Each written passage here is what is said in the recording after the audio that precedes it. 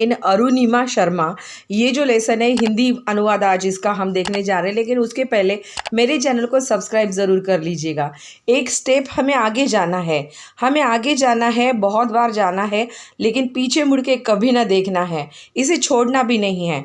मुझे तो लग रहा था कि हमको फिर से वापस जाना पड़ेगा, क्योंकि स्लोप बहुत डिफ़िकल्ट था और इसे चढ़ने के लिए ये माउंटेन हमें जैसे चिल्ला चिल्ला के कह रहा था और चिढ़ा रहा था कि ये हम नहीं कर पाएंगे, लेकिन ऐसे नहीं है, ये तो हमें हासिल ही करना था।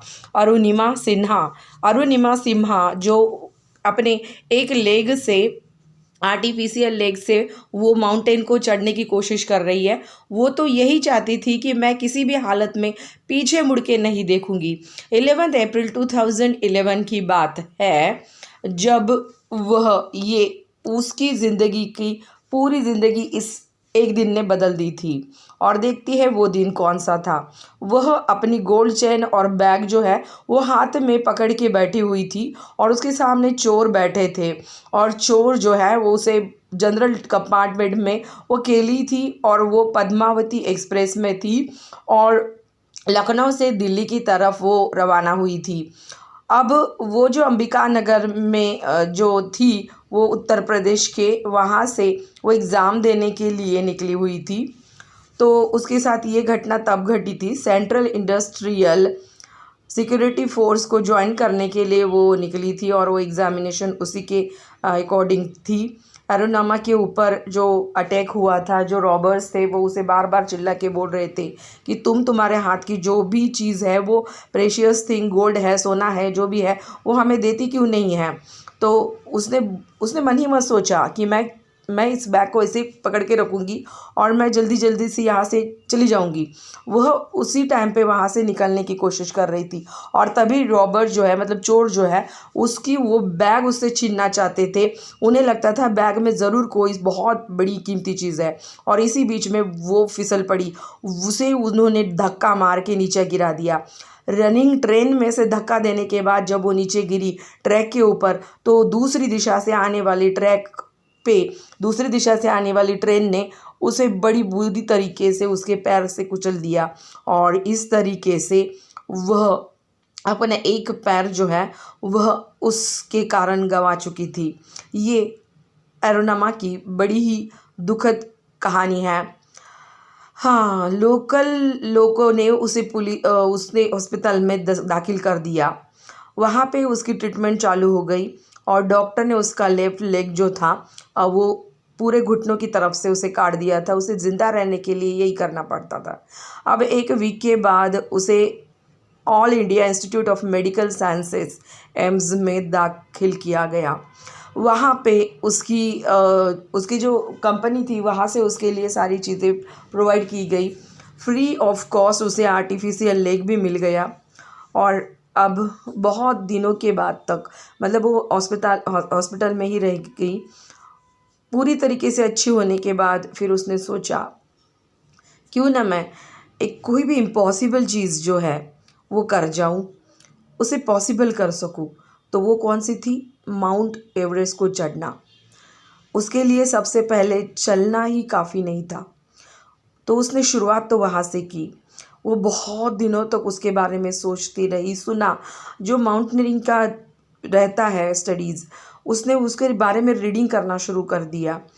जो क्लाइंबर्स थे उनकी एक्सपीरियंसेस जो है माउंट एवरेस्ट के बारे में, वो उसने रीडिंग करना शुरू कर दिया उसके बारे में। अभी इसी बीच में वो स्पोर्ट्स भी खेलने लगी थी। वो वॉलीबॉल के प्लेयर के साथ अच्छे तरीके से खेलने लगी थी। आर्टिफिशियल लेग होने के बावजूद भी उसका जो सपना था एवरेस्ट को चढ़ाई करना, वो आर्टिफिशियल लेग को लेके वो पूरा ही करना चाहती थी, और उसे कोई भी मुकाम में वो पूरा करना था। और उसे ये करेज देने के लिए उसके जो बचेंद्री पाल है, वो एक दिन उसे मिल गई, जो इंडिया की पहली वुमन थी और जिसने माउंट एवरेस्ट चढ़ा था। और वो उसे सलाह देती रही, मोटिवेशन देती रही, और अरुणिमा जो है वह उसका बिल्कुल सुनती गई।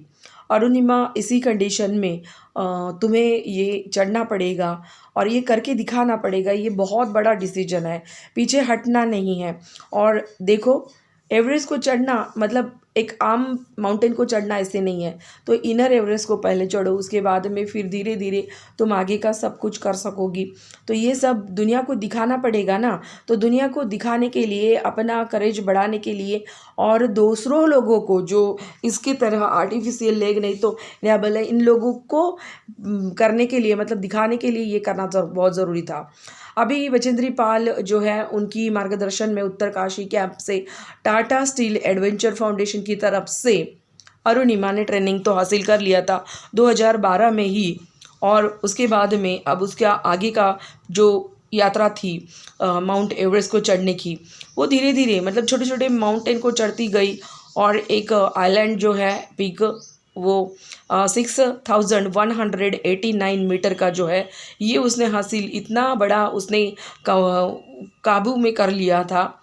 इसके बाद धीरे धीरे अरुणिमा जो थी, उसका हौसला और बढ़ता गया और वो बहुत बड़े बड़े एडवेंचर करने के लिए अब रेडी हो चुकी थी। उसके जो इंस्ट्रक्टर हैं, वो जो जो चीज़ बताते थे, सुसे अनमता, ये वो जो है उनका सब सुनती थी। और उनका कहना था, तुम अच्छी हो तो तुम कर सकती हो।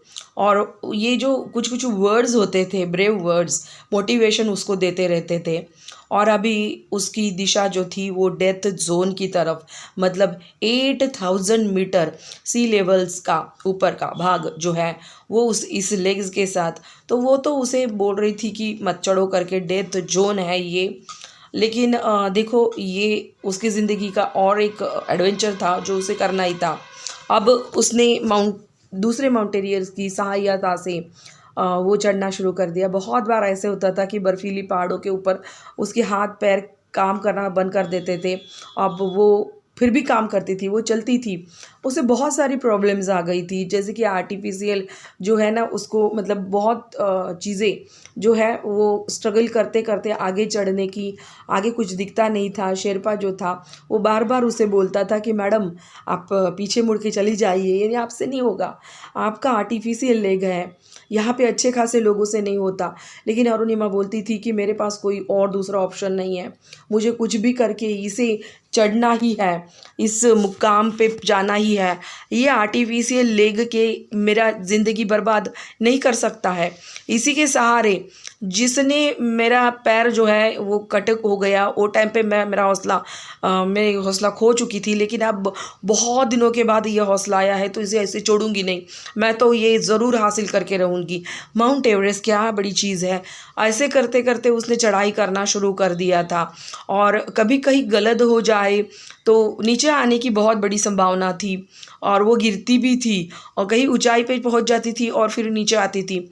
इसी मुकाम पे जाने के टाइम पे उसे बहुत डीप ब्रीथ लेना पड़ता था। आपको तो पता है, ऊंचाई वाली प्लेस पे जाने के लिए आपको पता है कि ऑक्सीजन की लेवल कम हो जाती है। उसे बहुत लोगों ने भी बताया था, फिर भी वो अपने आप को यही बताती थी कि मेरा शिखर जो है ये है कि वो Everest mountain, highest peak mountain जो है, इसे चढ़ना चाहती थी। और जल्दी ही वो उस मुकाम पे पहुंच गई। 21 मई 2013 वो दिन था जब वो टॉप पे चढ़ गई थी। वो इसकी ज़िंदगी की सबसे जो न भूलने वाली कामयाबी थी, जो कोई भी नहीं भूलेगा, और वो उसने अचीव कर दिया था। वो सेकंड एमिटी वर्ल्ड की थी जिसने इस माउंट एवरेस्ट को चढ़ दिया था ऐसे हालत में भी। और वो रोंदा ग्राम यूएसए की तरफ से भी पहली महिला थी। दिसंबर 2014 में आप देख सकते हैं, प्रेसिडेंट है, उनकी ग्रैंड सेरेमनी हुई थी, और प्रेसिडेंट मतलब नरेंद्र मोदी के हाथ से अरुणिमा सिन्हा का बुक जो है born again on the mountain, ये रिलीज़ हुआ था। और ये लिखने वाली मतलब राइटर अरुणिमा खुद ही थी। और इसका एक्सपीरियंस जो माउंट एवरेस्ट का चढ़ने के टाइम में उसने लिया था, वो सारी चीज़ें लिखी थी।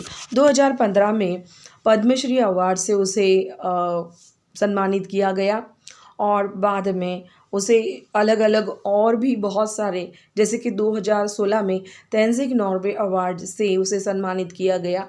अरुणिमा को वो पहली लेडी ये अवार्ड लेने वाली थी, 2018 की the first lady award. Arunima ने बाद में नॉन प्रॉफिट स्कूल ओपन किए थे ऐसे ही बच्चों के लिए जो स्पेशली ऐसे हैंडीकैप थे, और उनकी मतलब एबल भी थे और डिसेबल भी थे। उसके बाद में शहीद चंद्रशेखर आज़ाद ये स्कूल जो है ये, उसके बाद में विकलांग खेल एकेडमी, ये अरुणिमा की लाइफ की सबसे बड़े अचीवमेंट कही जा सकती है, जो अभी भी आप लोगों के लिए सहायता देने वाली है। Failure is not when we fall short of achieving our goals, ये अरुणिमा का कहना था। It will when we don't have goals worthy enough. तो ये थी अरुणिमा की स्टोरी। लाइक कीजिए, देखते रहिए, धन्यवाद।